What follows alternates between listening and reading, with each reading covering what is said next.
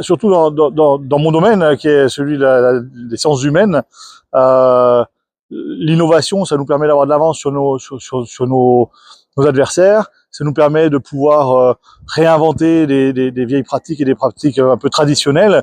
Et surtout, ça nous permet d'être assez robuste finalement dans nos approches. C'est-à-dire que se baser sur l'évidence scientifique, c'est s'assurer du fait que les pratiques soient justes, ou en tout cas au plus juste possible. Ça évite le charlatanisme, ça évite le fait qu'on ait des approches un peu pifométriques. Ça nous amène à finalement être aussi rigoureux que dans l'ensemble des autres facteurs de la performance où tout est millimétré. On a des dizaines d'années de connaissances scientifiques en psychologie du sport. Ça devient ahurissant de ne pas les mobiliser pour optimiser les pratiques de la performance. Le projet Team Sport, c'est un projet avec les 5 fédérations de sport collectif principales, c'est-à-dire le foot, le handball, le rugby, le basket et le volleyball.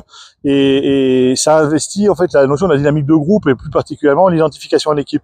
C'est en fait, on étudie la relation entre le je et le nous, entre les intérêts individuels et les intérêts collectifs, et on essaie de comprendre finalement qu'est-ce qui fait qu'un joueur ou une joueuse s'identifie plus ou moins au groupe. On essaie de comprendre quels sont les facteurs qui amènent à ce que l'identification influence la performance ou les différents facteurs de la performance. Et il y a toute une partie transformationnelle qui est importante pour le retour au terrain, c'est-à-dire la construction d'outils, la construction de formation, qui est aussi nécessaire pour qu'on puisse, que ça puisse bénéficier non seulement aux équipes de France, mais à l'ensemble du secteur sportif.